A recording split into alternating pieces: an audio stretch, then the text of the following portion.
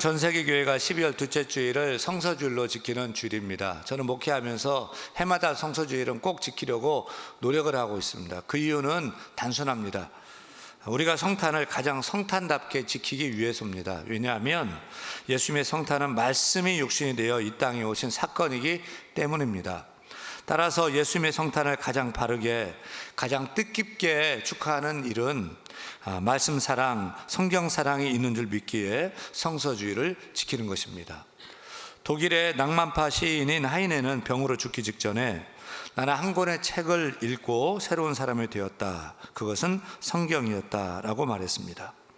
영국의 유명한 소설가요 시인인 월터 스코트 경은 임종이 가까웠음을 느끼자 가족에게 내가 지금까지 살아온 것은 전적인 하나님의 은혜다라고 말을 하고 아들에게 책을 읽어다오라고 부탁합니다. 아들이 아버님 무슨 책을 말씀하시는 겁니까? 라고 할 때 스코트 경은 이 세상의 진정한 책은 성경밖에 없지 않느냐, 요한복음 14장을 읽어다오라고 부탁합니다. 여러분, 요한복음 14장은 주님께서 하늘로 가시면서 하늘의 처소를 예비하러 가신다며 제자들에게 말씀하시며 내가 곧 길이요 진리요 생명이니 나로 말미암지 않고는 아버지께로 올 자가 없다는 말씀이 있는 말씀이지 않습니까?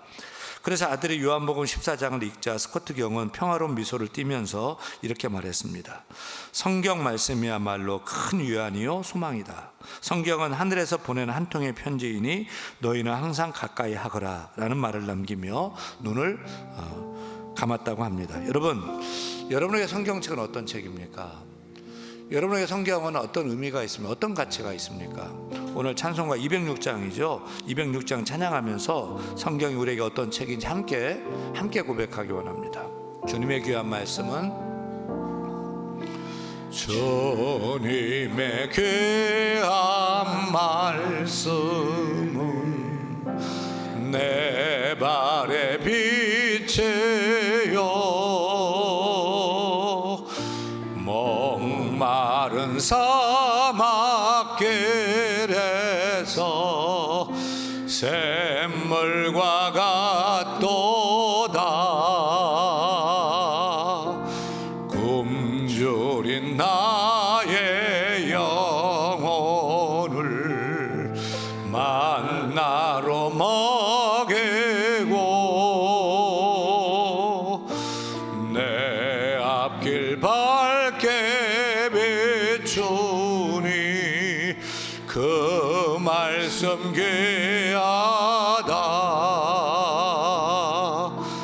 낮에는 구름 기둥과 밤에는 불 기둥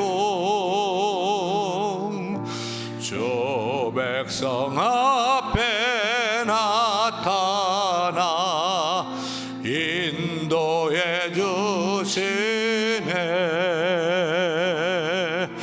하늘의 깊은 지혜를 깨닫게 하시고 주 말씀 밝게 알도록 늘 도와주소서. 아멘입니까? 세상에는 수많은 책이 있습니다. 하지만 책 중에 책이 무슨 책인 줄 아십니까? 성경책입니다.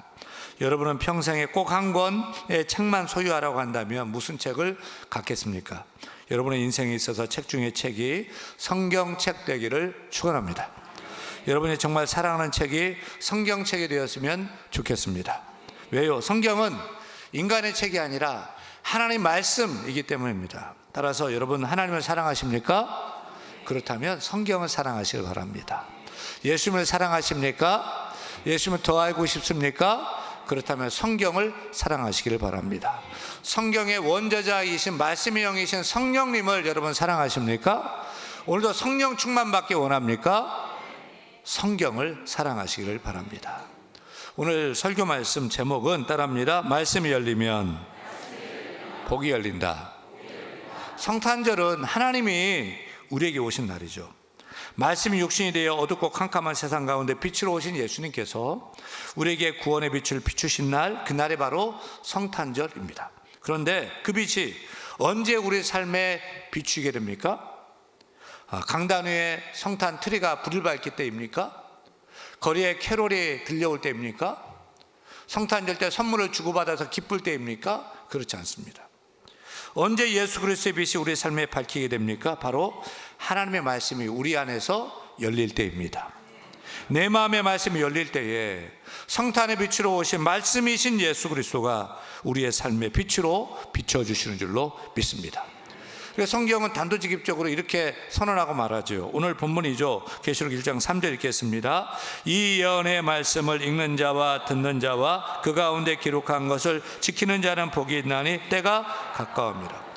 요한 사도는 요한계시록을 열면서 때가 가까웠는데 때가 가까울수록 하나님 말씀을 읽고 듣고 지키는 자가 복이 있다고 선언합니다. 그래서 오늘 설교 메시지 주제를 이렇게 정한 거예요. 말씀이 열리면 복이 열린다. 따라합니다. 말씀이 열리면 복이 열린다. 근데 어떻게 말씀이 열립니까? 성경은 막연하게 말하지 않습니다. 말씀이 열리는 첫 번째 관문은 아주 분명합니다. 읽는 것입니다. 성경 말씀이 하나님 말씀으로 믿고 내 입으로 소리내어서 읽는 것입니다. 그래서 첫째, 따라합니다. 말씀을 읽으면 미혹되지 않는 복이 열린다. 미혹되지 않는 복이 열립니다. 요한계시록은 마지막 시대의 가장 큰 위험으로 무엇을 말합니까? 요한계시록이 말하는 마지막 시대의 가장 큰 위험은 전쟁이 아닙니다. 경제 위기도 아닙니다. 박해와 환난도 아닙니다. 요한계시록에 가장 무섭게 경고하는 것은 미혹입니다. 미혹. 왜냐하면 전쟁은 무섭고 두렵지만 터지면 다 압니다. 누가 쳐들어왔는지 다 알고 또 대비도 하고 싸우게 됩니다. 박해는 고통스럽지만 누가 박해하는지 그 정체도 알게 됩니다. 그래서 견디고 이깁니다. 경제 위기는 힘들지만 경고 신호가 다 있습니다. 그러나 미혹은 모른 채 당하기 때문에 더 무서운 것입니다. 미혹은 진리처럼 보이고, 아니 진리보다 더 진리처럼 보이고, 복음처럼 말하고 성경으로 말하며 다가옵니다. 심지어 성경 공부하자고 합니다. 그래서 성경으로 다가오는 것입니다. 그렇게 성경 공부를 했는데 나중에 알고 보니까 신천지입니다. 하나님의 교회입니다. 통일교입니다. 그렇게 빠져들면 세뇌가 되어 나중에는 이만희가 하나님으로 믿어지고 이만희가 재림 예수로 믿어지는 것입니다. 통일교회 한학자가 하늘어머니로 믿어져서 엎드려 경배하는 것입니다. 제가 목회를 하면서 기쁘고 감사한 것, 보람된 것은 이단에 빠져있던 분이 깨닫고 돌아와서 우리 교회에서 새롭게 신앙생활하는 것을 봅니다. 몇 가정들이 있거든요. 몇 가정들이 보면서 참 흐뭇하고 기뻐요. 근데 또 안타까운 일도 있습니다. 우리 성도 중에 신천지에 빠진 성도도 있습니다. 아들이 신천지 여자와 결혼을 했습니다. 여러분, 이단은요, 전도하려고 포교하려고 막 결혼까지 막 해주는 것도 봅니다. 그래서 온 가족이 몇 년 전에 신천지로 가버렸습니다. 지금도 생각하면 속이 상해요. 또 제가 잘못 가르친 것 같고요. 근데 이번에 원로 목사님 소천하셨을 때 어떻게 소식을 알았는지 온라인 계좌로 부의금을 보내왔어요. 그래서 제가 소식도 궁금하고 목소리도 듣고 싶고 할 수만 있다면 돌이키고 싶어서 전화를 드렸는데 전화를 받지 않습니다. 우리 노예 한 교회는 지난 코로나 때 신천지가 들어온 거예요. 교회를 다 뒤집어 놓은 거예요. 그래서 교회가 다 깨져버리고 다 성도도 흩어져 버리고 교회가 주저앉아 버렸습니다. 이단과 사이비의 미혹이 멀리 있는 얘기가 아닙니다. 바로 우리 주변에 또 우리들의 이야기가 될 수 있는 것입니다. 우리를 미혹하는 이단과 사이비의 교회가 저 멀리 딴 나라에 달나라에 있는 것이 결코 아니라니까요. 우리 동네 바로 길 건너에 양천구에 버젓이 이단교회 간판 붙이고 그렇게 또 길거리에서 전도하고 우리 가정의 문을 두드리면서 성경을 얘기하고 하나님을 얘기하면서 교회를 얘기하면서 우리에게 접근하는 것입니다. 마지막 시대의 거짓 선지자 이단과 사이비가 득세하고 있습니다. 전 세계를 보면 전 세계 자칭 예수라고 말하는 자들이 38명이 있다는데 우리 한국당의 자칭 예수가 28명이나 있다고 합니다. 지금 우리나라 정치권을 소용돌이 속에 몰아넣고 있는 이슈가 무엇입니까? 바로 통일교입니다. 지난 코로나 때는 신천지가 온 나라 민족을, 백성들을, 국민들을 어지럽히더니 이제는 통일교가 일부 정치가들을 미혹해서 나라와 국민을 어지럽히고 있습니다. 어떤 장관, 어떤 국회의원들은 한학자 앞에 가서 엎드려 경배했다. 나올 때 돈봉투를 들고 나왔다. 손목에 명품 시계를 차고 나왔다. 이런 기사, 언론 기사들이 나오고 있지 않습니까? 여러분, 미혹은 개인만 무너뜨리는 것이 아닙니다. 가정도 무너뜨리고 교회도 무너뜨리고 나라와 민족도 흔들어 넘어뜨리려고 하는 것입니다. 이 마지막 시대에 우리의 마음을 지키고 우리의 영혼을 지키는 일은 그 어느 때보다 중요한 문제인 것입니다. 그러므로 우리가 거짓 미혹에 넘어가지 않기 위해서는 다른 길이 없습니다. 먼저 성경을 읽어야 하는 것입니다. 누군가의 말로만 듣는 성경이 아니라 내가 직접 읽는 성경이 되어야 하는 것입니다. 성경을 읽고 그 말씀이 우리 입에서 떠나지 않게 해야 할 줄로 믿습니다. 우리 교회 30대 젊은 부부들 모임인 에덴 동산에서 또 40대 모임인 우리 믿음 여전도에서 성경을 읽고 또 필사하는 일을 하더라고요. 지난주엔가 믿음 여전도에서 전체 시편을 다 필사한 그 회원들에게 시상을 한다면서 저에게 좀 시상을 좀 전달해 달라고 해서 제가 가서 시상을 전달해 주는데 보고 흐뭇하고 정말 좋은 신앙생활, 바른 신앙생활을 한다라고 생각을 그렇게 했습니다. 여러분, 성경을 읽으면 우리 가운데 신앙의 기준이 세워지는 것입니다. 영적인 기준, 삶의 기준이 세워지는 것입니다. 혼란 속에서도 흔들리지 않는 기준이 딱 세워지는 거예요. 거짓 교훈에도 속지 않고 세상의 거짓 성공에도 미혹되지 않고 믿는 자로서 바르고 진실되게 믿음으로 살 수 있게 되는 것입니다. 숙제를 드려요. 이제 성탄절 얼마 남지 않았습니다. 성탄절까지요, 말씀으로 오신 예수님의 그 말씀과 그 행적을 적은 특별히 요한복음을 한번 꼭 읽어보시길 바랍니다. 하루에 다 읽으라는 것이 아닙니다. 하루에 한 장씩, 두 장씩 천천히 소리내어서 기도하는 마음으로 읽기를 바랍니다. 그리고 성탄절이 지나면 또 며칠 남잖아요. 한 해 끝나기까지. 그때는 시편을 읽기를 바랍니다.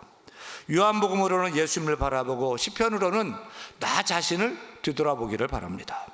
요한복음을 읽을 때는 주님은 누구십니까? 라고 물으면서 읽기를 바라고, 시편을 읽으면서는 주님, 나는 누구입니까? 라며 말씀에 나를 비추어서 한번 성경을 읽어보시기를 바랍니다. 사랑하는 여러분, 말씀은 많이 아는 것으로 열리지 않습니다. 말씀을 읽을 때에 복이 열리는 줄로 믿습니다.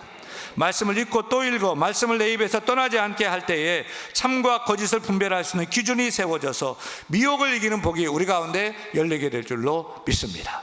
따라합니다. 말씀을 읽으면 미혹되지 않는 복이 열린다. 우리가 말씀을 읽을 때 미혹을 분별할 수 있는 기준이 세워진다고 말씀을 드렸습니다. 하지만 말씀은 기준만 세우는데 끝나지 않습니다. 말씀은 우리 영혼을 살리는 능력이 있습니다. 계시록 1장 3절 말씀 다시 읽습니다. 이 예언의 말씀을 읽는 자와 듣는 자와 지키는 자는 복이 있나니 라고 했는데 순서를 말하고 있잖아요. 읽고 그 다음은 뭐 해야 돼요? 뭐 해야 돼요? 읽고 끝이 아니에요. 읽은 다음에는 들어야 됩니다. 읽은 다음에는 들음입니다. 왜냐하면 읽은 말씀이 들려질 때 우리 영혼이 깨어나고 우리 심령이 살아나고 생명이 역사하기 때문입니다. 그래서 둘째, 따라합니다. 말씀을 들으면 심령이 살아나는 복이 열린다. 우리가 요한계시록을 읽고 있는데 요한계시록의 독자가 누구예요? 요한계시록의 독자 소아시아의 7교회예요. 사도 요한이 그 마지막 시대를 생각하면서 그 버가모, 사대, 빌라델비아와 같은 그 여러 소아시아 지역의 7교회에 보낸 편지가 요한계시록이지 않습니까? 그렇다면 지금 그 7교회의 사정과 형편은 어떠합니까? 2025년 대한민국의 우리 대한교회처럼 이렇게 은혜롭고 또 자유롭고 이렇게 평안하게 하는 예배하는 그런 상황이었습니까? 결코 그렇지 않습니다. 당시 교회들은 예수를 믿는다는 이유 하나만으로 핍박을 당했습니다. 재산을 빼앗기고 직장을 잃고 감옥에 끌려가고 죽음의 위협 속에서 신앙을 지켜야만 했습니다. 그래서 그들은 두려움에 빠졌고 지쳤고 또 신앙적으로 탈진 상태에 있었습니다. 그런 교회와 성도들에게 주님이 무엇을 하라며 처방하셨죠? 그저 힘내라고만 하셨습니까? 조금만 더 버텨라고만 하셨습니까? 환경이 좋아질 때까지 기다리라고 하셨습니까? 그렇지 않습니다. 교회의 주인 되시는 예수 그리스도는 그들에게 편지를 보내셨습니다. 그리고 말씀을 들려주셨습니다. 요한계시록을 보면은 반복해서 등장하는 말씀이 있죠. 그것은 귀 있는 자는 성령이 교회들에게 하시는 말씀을 들을지어다 라는 말씀이에요. 요한복음 계속 읽으면 계속 나와요. 귀 있는 자 따르면 귀 있는 자는 성령이 교회들에게 하시는 말씀을 들을지어다. 우리 주님은 그들이 당하는 핍박을 즉시 끝내지 않았습니다. 그리고 그들이 처한 궁핍한 환경을 부유하게 바꾸지도 않았습니다. 대신 무엇을 하셨습니까? 그들의 귀를 열어주셨습니다. 왜입니까? 말씀을 들을 때 죽어 있는 심령이 살아나기 때문입니다. 말씀을 들을 때 두려움에 갇혔던 마음이 환하게 밝혀지기 때문입니다. 말씀을 들을 때 어떤 핍박과 환난도 다시 버틸 힘이 생기기 때문입니다. 여러분, 우리 심령이 있을 때 필요한 것은 CGV가 아니에요. 넷플릭스, 유튜브가 결코 아닙니다. 심령이 탈진할 때 필요한 것은 살아있는 하나님의 말씀인 줄로 믿습니다. 성경을 보세요. 에스겔 37장에 보면은 마른 뼈가 생기를 얻어 일어나서 강력한 하나님의 군대가 되는 놀라운 기사가 실려 있지 않습니까? 여러분, 무엇이 마른 뼈를 살아나게 하고 생기 있게 하고 강력한 군대로 만들었습니까? 에스겔 37장 4절 5절 말씀 같이 읽습니다. 너는 이 모든 뼈에게 대언하여 이르기를 너희 마른 뼈들아 여호와의 말씀을 들을지어다. 내가 생기를 너희에게 들어가게 하리니 너희가 살아나리라. 할렐루야. 놓치지 말아야 할 핵심은 바로 이거죠. 마른 뼈들이 기도에서 살아난 것이 아니라는 거예요. 환경이 바뀌어서, 환경이 좋아져서 살아난 것이 아니라는 것입니다. 여호와의 말씀을 들을지어다. 그래서 마른 뼈들이 여호와의 말씀을 들었을 때 생기가 들어가고 그들이 살아나서 하나님의 군대로 일어서게 된 줄로 믿습니다. 예수님도 직접 말씀하셨죠. 요한복음 5장 25절입니다. 읽습니다. 진실로 진실로 너희에게 이르노니 죽은 자들이 하나님의 아들의 음성을 들을 때가 오나니 곧 이때라. 듣는 자는 살아나리라. 아멘. 시편 기자는 또 이렇게 고백합니다. 시편 119편 25절입니다. 읽습니다.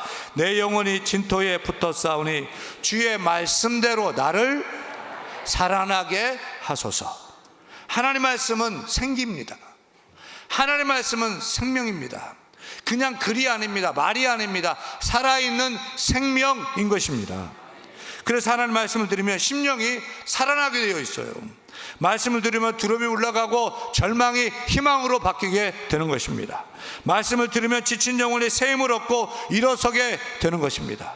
믿음은 들음에서 난다고 했듯이 하나님 말씀을 들으면 믿음이 생기는 것입니다. 이게 안 된다고 생각했는데 하나님 말씀을 듣고 믿음이 커지면 하나님 하실 수 있다라는 마음이, 믿음이 생기게 되는 것입니다. 따라서 여러분, 우리는 심령이 지칠수록 말씀 듣는 자리를 떠나지 않아야 할 것입니다. 문제가 크면 클수록 말씀 앞으로 더 가까이 나와야 할 줄로 믿습니다.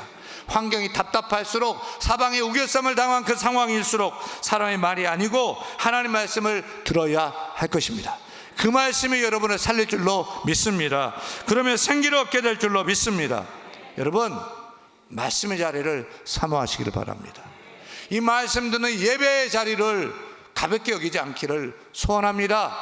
이 말씀의 자리를 귀히 여기시고 이 말씀의 자리를 여러분 지키며 살아야 할 줄로 믿습니다. 내가 앉은 자리가 하나님 만나는 자리가 되고 내 앉은 자리가 하나님의 음성을 듣는 자리인 줄 믿고, 아무리 힘들어도 힘들면 더 힘을 써서 죽을 힘을 다해서 이 자리를 지켜야 할 줄로 믿습니다.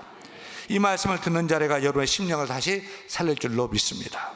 하나님 말씀이 여러분을 다시 일으켜 세워줄 줄로 믿습니다. 아멘. 말씀을 읽는 자가 복이 있고 말씀을 듣는 자가 복이 있지만 말씀을 지키면 오늘 천국을 사는 복이 열리게 됩니다. 그래서 셋째는 따라합니다. 말씀을 지키면 오늘 천국이 열린다. 읽는 말씀은 출입문이고 듣는 말씀은 통로라고 한다면 지키는 말씀은 목적지라고 할 수 있어요. 우리는 하나님 말씀의 성경을 읽고 듣는 데서 멈추지 않고 지키는 데까지 나아가야 할 것입니다. 계시록 1장 3절 다시 한번 이렇게 말씀하는데 읽습니다. 이 예언의 말씀을 읽는 자와 듣는 자와 그 가운데 기록한 것을 지키는 자는 복이 있나니 때가 가까움이라. 왜 요한사도는 읽고 듣고 지키라는 말씀에다가 때가 가까움이다 라는 말을 굳이 덧붙였을까요? 확신컨대 그 뜻은 분명합니다. 이 말씀을 언젠가 지켜도 된다 이 말이 아니라는 거예요. 또 여유 있을 때, 시간이 날 때 지키라 이 말이 아니라는 거예요. 마지막 때다, 시간이 없다, 지금 지켜라, 미루지 말아라, 미룰 수 없다, 지금 지키라, 이런 뜻인 것입니다. 그래서 이 마지막 때에 말씀을 지켜서 말씀이 삶이 되는 신앙의 삶을 살아야 한다고 선언하고 있는 것입니다. 여러분, 실제로 말씀을 그대로 지켜서 말씀이 실제 삶이 된 우리 사람이 우리 한국교회 역사에 있습니다. 1900년경에 강화도 북쪽 해안 홍유마을에 종순일이라는 돈 많은 부자 교인이 있었습니다. 마을에서 그에게 돈을 빌리지 않은 사람이 거의 없었다고 합니다.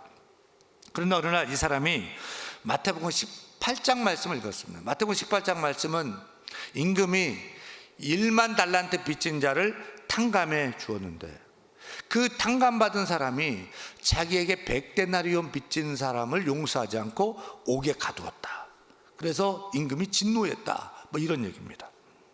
종순일이 이 말씀을 읽고 며칠을 고민합니다. 그리고 주일 오후 예배를 마친 후에 자기의 돈 빌려간 사람들을 다 자기 집으로 불러 모읍니다. 사람들은 불안한 마음으로 모였습니다.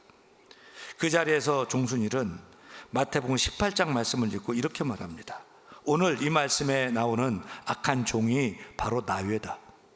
내가 주님의 은혜로 죄사함을 받은 것이 10,000달란트 빚을 탕감받은 것보다 더 큰데 내가 여러분에게 이 돈을 받으려 하는 것은 100데나리온을 탕감하지 못한 것보다 더 악한 일이요. 그러니 오늘부로 여러분의 빚은 없는 것으로 하겠소. 그리고 그 자리에서 그 빚문서를 꺼내서 불태워버렸습니다. 여러분, 이게 무엇입니까? 말씀을 읽고 듣는 데서 끝나는 것이 아니고 말씀을 지킨 것입니다. 말씀을 미루는 것이 아닙니다. 바로 그날 말씀을 지키고 순종한 것입니다. 그런데 거기서 끝이 아닙니다. 그는 마태복음 19장 21절 말씀, 내 소유를 팔아 가난한 자에게 주라는 말씀을 읽고 자기 재산을 모두 팔아서 교회에 헌금합니다. 그 돈으로 교회는 가난한 사람을 위한 묘지를 구입합니다. 그리고 누가복음 10장 말씀을 읽고 아내와 함께 보찜 하나 메고 전도 여행을 떠납니다. 강화 성모도 주문도 옹진 등 외딴 섬을 다니며 평생을 가난한 전도자로 살다가 생을 마칩니다. 여러분, 홍이마을에서 빛을 탕감받은 사람들은 어떻게 되었을까요?